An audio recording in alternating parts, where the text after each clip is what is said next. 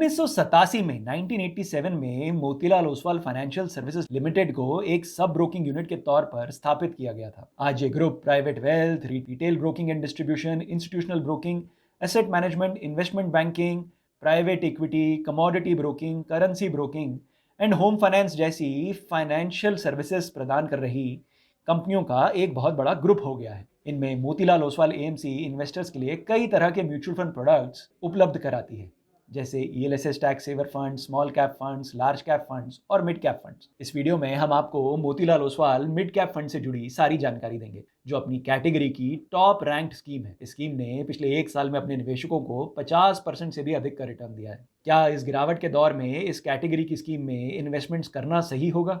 Detail में जानेंगे हमारे इस वीडियो में। नमस्कार, मैं हूं मनीष तनेजा और आप देख रहे हैं जेड फंड्स। जेड फंड्स, जहां अब आप देख सकते हैं अपना एक्सटर्नल पोर्टफोलियो।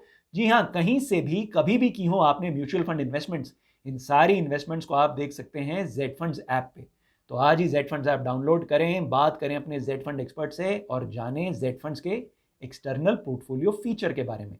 जेड फंड्स, जहां है आपकी इन्वेस्टमेंट्स सही और आसान। भारत में अगर लिस्टेड कंपनियों की लिस्ट बनाई जाए मार्केट कैपिटलाइजेशन के हिसाब से, तो 101 से 250 के बीच में जो कंपनीज आएंगी उन्हें मिड कैप कंपनीज कहा जाता है। ये कंपनीज ऐसी इंडस्ट्रीज में ऑपरेट करती हैं, ऐसे सेक्टर्स में ऑपरेट करती हैं जहां अभी प्रोडक्ट तो प्रूव हो चुका है, ग्रोथ का अभी एक लंबा हाईवे है और इन कंपनीज की मिड कैप कैटेगरी से लार्ज कैप कैटेगरी में मूव होने की बड़ी संभावना होती है। आइए अब बात करते हैं Motilal Oswal mid cap fund की। स्कीम का एक लंबा ट्रैक रिकॉर्ड है। ये स्कीम फरवरी 2014 में लॉन्च हुई थी। जी हाँ, स्कीम का 10 सालों से भी लंबा ट्रैक रिकॉर्ड है। मोतीलाल ओसवाल के फंड मैनेजर्स अपनी प्रोप्राइटरी QGLP स्ट्रैटेजी के थ्रू एक कॉन्सेंट्रेटेड और एक्टिवली मैनेज पोर्टफोलियो रन करते हैं। इस समय Motilal Oswal mid cap fund 26 stocks का एक कॉन्सेंट्रेटेड पोर्टफोलियो है। इस कॉन्सेंट्रेटेड पोर्टफोलियो को मैनेज करने के लिए एक कॉम्प्रिहेंसिव रिस्क फ्रेमवर्क भी है। इस कॉम्प्रिहेंसिव रिस्क फ्रेमवर्क के बारे में और मोतीलाल ओसवाल की QGLP स्ट्रैटेजी के बारे में अधिक जानकारी के लिए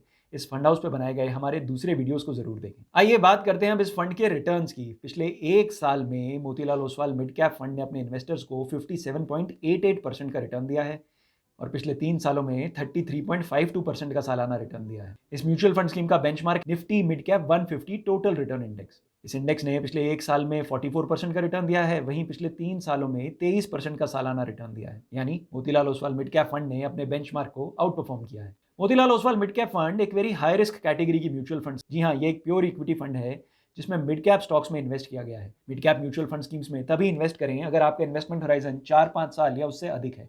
इस स्कीम में आप 500 रुपये से अपनी इन्वेस्टमेंट शुरू कर सकते हैं और इस स्कीम में 1 साल का 1% का एग्जिट लोन है। बात करें स्कीम के एसेट एलोकेशन की, तो इस समय 97.6% of the AUM is invested in equity. 97.6% AUM share बाजार में इन्वेस्टेड है। इस स्कीम के टॉप 3 सेक्टर्स हैं कंज्यूमर डिस्क्रिशनरी, टेक्नोलॉजी और इंडस्ट्रियल गुड्स। और स्कीम की टॉप होल्डिंग्स हैं Coforge, Kalyan jewellers, Polycab India, Persistent Systems और जियो फाइनेंशियल्स। अगर आप Motilal Oswal mid cap fund में अपनी इन्वेस्टमेंट करने की सोच रहे हैं तो आपको इस बात का बखूबी ध्यान रखना होगा कि ये एक pure equity mutual fund scheme है। शॉर्ट टर्म के लिए पिछले 1 साल का रिटर्न देखकर अगले 6-8 महीने 1 साल के लिए इन्वेस्ट ना करें। जेड फंड्स में हम हमेशा ये कहते हैं, आप पिछले 1-1.5 साल का रिटर्न देखकर अगले 1-1.5 साल के लिए उस म्यूचुअल फंड स्कीम में इन्वेस्ट ना करें। कहाँ इन्वेस्ट करें, इस सारी जानकारी के लिए जेड फंड्स ऐप डाउनलोड करें, बात करें अपने जेड फंड एक्सपर्ट से, जाने लमसम सही है आपके लिए या है SIP, करें प्योर इक्विटी फंड या करें बैलेंस्ड एडवांटेज फंड। उतार चढ़ाव के इस बाजार में कहाँ इन्वेस्ट किया जाए, क्यों ना जेड फंड से पूछा जाए। जेड फंड्स, जहां है आपकी इन्वेस्टमेंट सही और आसान। Mutual fund investments are subject to market risks. Read all scheme related documents carefully.